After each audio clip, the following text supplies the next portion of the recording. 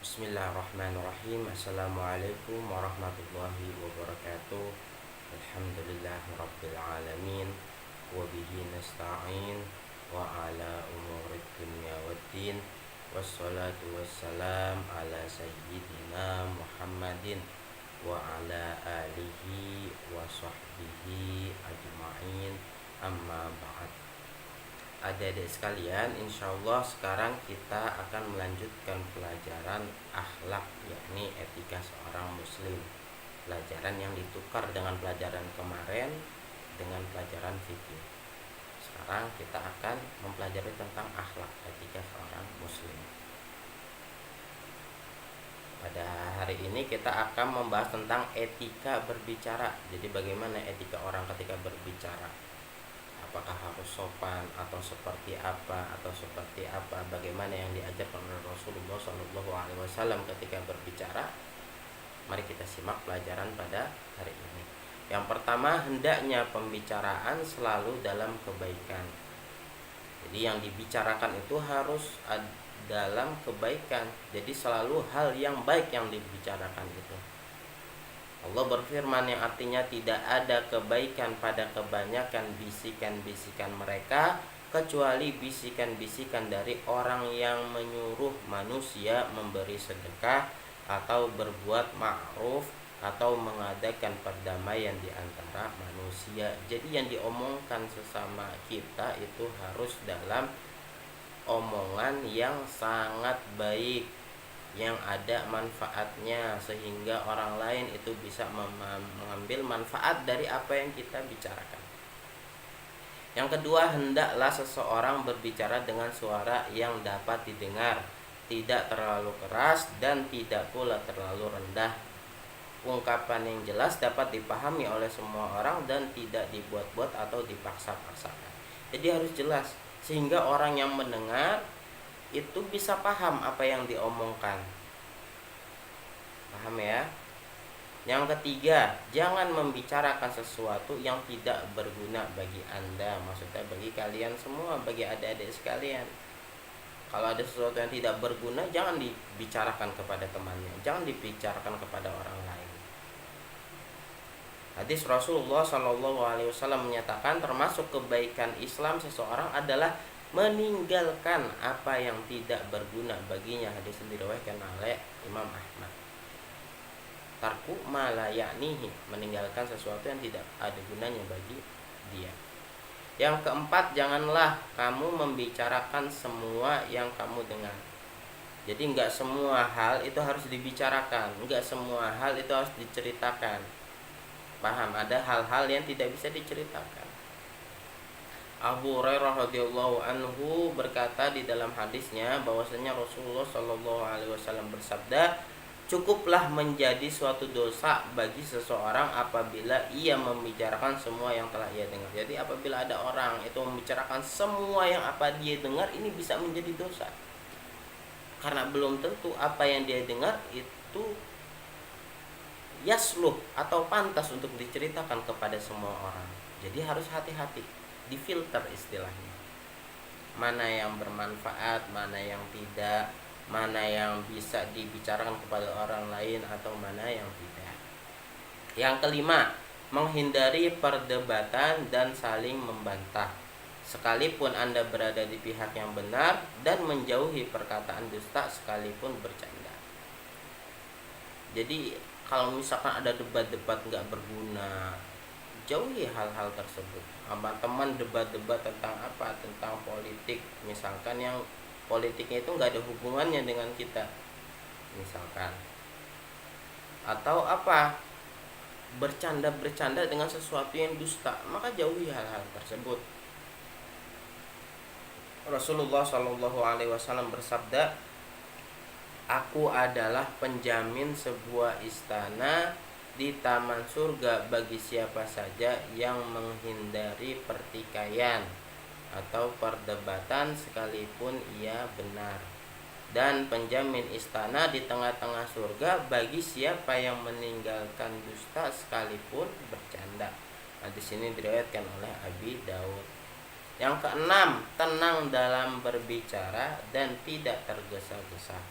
Aisyah radhiyallahu anha telah menuturkan, sesungguhnya Nabi Muhammad sallallahu alaihi wasallam apabila membicarakan suatu pembicaraan, sekiranya ada orang yang menghitungnya, niscaya ia akan menghitung kata-katanya beliau atau kata-kata yang beliau ucapkan. Jadi tenang Rasulullah ketika berbicara, sehingga apa, orang yang mendengarkan itu paham apa yang dibicarakan oleh Rasulullah. Ini juga yang harus kita tiru. Jangan terlalu cepat ngomongnya. Takut apa? Takut ada misunderstanding atau apa, ketidakpahaman dari orang yang mendengar. Takutnya seperti itu. Yang ketujuh, menghindari perkataan jorok atau keji. Rasulullah Shallallahu Alaihi Wasallam bersabda, seseorang mukmin itu bukanlah seorang pencela atau pengutuk atau yang keji pembicaraannya. Di sini diriwayatkan oleh Imam Bukhari, jangan suka mengutuk, bilang kata-kata kasar kepada temannya, apalagi kepada keluarganya. Paham ya? Jangan sampai sekali mengatakan kata-kata yang kasar. Kita lihat dari hadis ini, Rasulullah melarang seorang mukmin itu untuk mencela dan mengutuk saudaranya atau berbicara dengan sesuatu yang keji kepada saudaranya. Gak pantas. Apalagi kita di sini sebagai seorang santri yang tahu akhlak, maka harus dibiasakan dengan omongan yang baik. Jangan suka mengutuk temannya, jangan suka ngata-ngatain temannya dengan sesuatu yang buruk. Paham ya? Ini biasa yang dilakukan oleh para santri, ngata-ngatain temannya, ngatain ini, ngatain itu. Ini nggak boleh. Selanjutnya yang kedelapan, menghindari sikap memaksakan diri dan banyak bicara dalam berbicara. Di dalam hadis Jabir radhiyallahu anhu disebutkan, dan sesungguhnya manusia yang paling aku benci dan yang paling jauh dariku di hari kiamat kelak adalah orang yang banyak bicara, orang yang berpura-pura fasih, dan orang yang mutafahikun. Para sahabat bertanya, wahai Rasulullah, apa itu mutafahikun? Nabi menjawab, orang-orang yang sombong. Hadis ini diriwayatkan oleh At-Tirmidzi. Jadi apa? Maksakan diri berbicara banyak agar supaya apa? Agar supaya dia dilihat oleh orang lain, dia orang yang pintar. Padahal secara tidak langsung dia menyombongkan dirinya. Dan pada saat itu ketika hari kiamat Allah akan jauh darinya karena sombong tersebut. Yang kesembilan, menghindari perbuatan ghibah atau mengunjing dan mengadu domba. Allah berfirman yang artinya, dan janganlah sebagian kamu mengunjing sebagian yang lain. Al-Hujurat ayat 12. Jangan suka ghibah, ngomongin kejelekan orang lain, apalagi pada temannya. Ini banyak di santri seperti ini. Jangan sekali-sekali seperti itu. Apalagi mengadu domba. Mengadu domba, misalkan bilang ke temannya, si fulan itu ngatain kamu tadi seperti ini, lawan dia, pukul dia. Ini namanya ngadu domba. Tidak diperbolehkan sama sekali. Dosa orang yang mengadu domba itu. Paham ya? Apalagi apa? Ghibah, ngomongin kejelekan orang lain, aib orang lain disebarkan. Kalau misalkan orang tersebut nggak ridho, bagaimana nasib orang yang menggibah tersebut? Akan berbahaya ketika di akhirat nanti. Na'udzubillahi min dzalik. Ini pengingat saya dan juga pengingat buat adik-adik sekalian. Yang ke-10, mendengarkan pembicaraan orang lain dengan baik dan tidak memotongnya. Kalau ada orang ngomong, apalagi yang lebih tua, didengarkan baik-baik. Jangan sampai kita itu memotong perkataan orang tua tersebut, memotong perkataan teman kita yang sedang menjelaskan tersebut. Kurang ajar namanya. Jadi kita dengarkan dengan baik-baik. Ketika beliau diam, ketika teman kita diam, baru kita bertanya, baru kita menyela dari pembicaraannya. Kalau dia ngomong disela pada waktu itu, ini adalah bukan etika seorang muslim, bukan etika yang baik ketika berbicara. Paham ya? Yang ke-11, jangan memonopoli dalam pembicara. Maksudnya apa? tidak memberikan kesempatan kepada orang lain untuk berbicara. Ini misalkan dalam berdebat, kasih orang itu waktu untuk berbicara, untuk menjelaskan apa yang dia jelaskan, dia pahami, walaupun dia salah tapi dengarkan terlebih dahulu. Yang ke-12, menghindari perkataan keras, kasar, dan ucapan yang dapat menyakitkan perasaan seseorang, dan tidak mencari-cari kesalahan pembicaraan orang lain dan kekeliruannya. Jangan suka mencari kesalahan-kesalahan orang lain, ngomong dengan orang lain, oh kamu berarti suka gini ya, kamu saya suka gini ya. Nah, ini menyudutkan orang tersebut, mencari kesalahan-kesalahan orang tersebut. Karena hal tersebut dapat mengundang kebencian. Akhirnya apa, yang aslinya temenan jadi musuhan, yang aslinya keluarga jadi tidak hubungannya harmonis, tidak harmonis hubungannya. Padahal dia keluarga. Bisa seperti itu. Karena apa? Karena suatu ucapan bisa mengundang kebencian, bisa mengundang permusuhan, dan bisa mengundang pertentangan. Ini sangat berbahaya. Yang ke-13, menghindari sikap mengejek dan memperolok-olok dan memandang rendah orang yang berbicara. Allah berfirman yang artinya, wahai orang-orang yang beriman, janganlah suatu kaum mengolok-olok kaum yang lain. Ini adalah firman Allah. Karena boleh jadi mereka yang diolok-olok itu lebih baik dari mereka yang mengolok-olok. Belum tentu kita yang ngata-ngatain orang yang dikata-katain ini kita lebih baik daripada dia, belum tentu. Dan jangan pula wanita-wanita itu mengolok-olok wanita lain, karena boleh jadi wanita-wanita yang diolok-olok itu lebih baik dari wanita yang mengolok-olok. Ini adalah Al-Hujurat ayat 11. Jadi harus hati-hati dalam hal ini. Bahkan Allah telah berfirman dalam kitabnya agar mencegah seorang muslim untuk mengolok-olok saudaranya, apalagi keluarganya. Paham ya?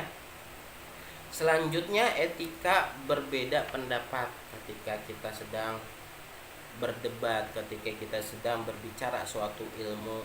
Itu bagaimana sikap kita sebagai orang muslim, bagaimana untuk berbicara sesuatu yang baik menurut syariat Islam, menurut etika seorang muslim.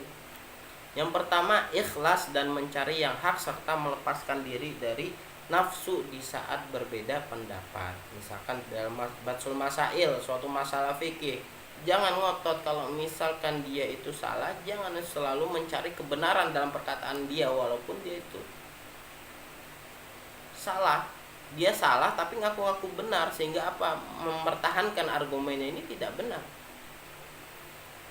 Juga menghindari sikap ingin tampil dan membela diri dan nafsu untuk dilihat oleh orang lain, sombong, mau dilihat pintar, mau dilihat berprestasi, mau biar tidak diremehkan oleh orang lain. Ini sangat berbahaya. Yang kedua, mengembalikan perkara yang diperselisihkan kepada Al-Quran dan As-Sunnah. Karena Allah telah berfirman yang artinya, dan jika kamu berselisih pendapat tentang sesuatu, maka kembalikanlah ia kepada Allah. Yaitu maksudnya apa? Al-Quran dan Rasul. Maksudnya apa? Yaitu Al-Hadis. Jadi misalkan ada sesuatu yang diperselisihkan dan tidak ada jawabannya, maka kembalilah kepada Al-Quran dan Sunnah. Insya Allah pasti di sana akan ada jawabannya. Tinggal ilmu kita yang menggali jawaban tersebut.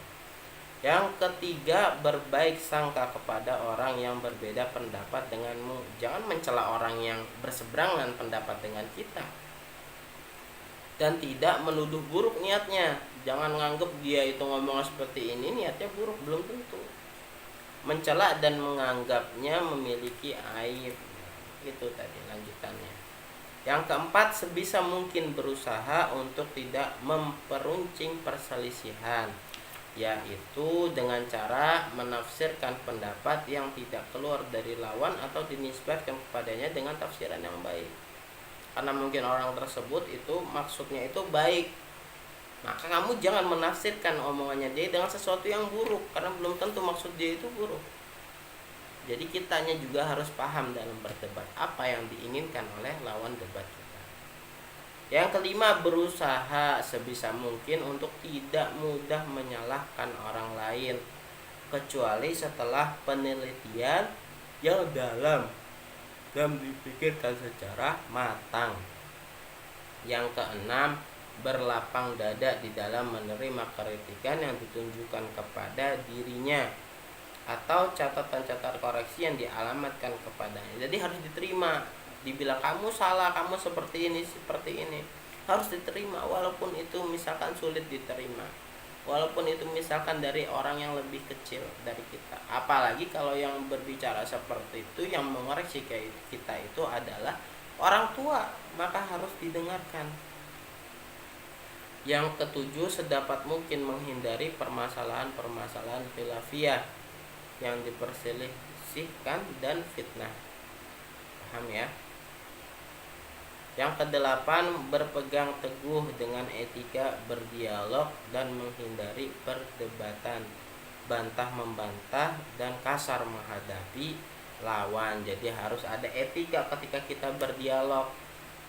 Etika akhlak kita ketika berdialog itu seperti apa? Harus baik seperti yang tadi dijelaskan dari pertama. Ini sangat penting karena apa? Karena besok kita akan terjun di masyarakat dan mungkin ada pertanyaan seperti itu, mungkin harus diperdebatkan seperti itu. Jadi harus dipahami bagi kita, apalagi kita notabene adalah seorang santri. Paham ya? Kurang lebihnya saya mohon maaf. Wassalamualaikum warahmatullahi wabarakatuh.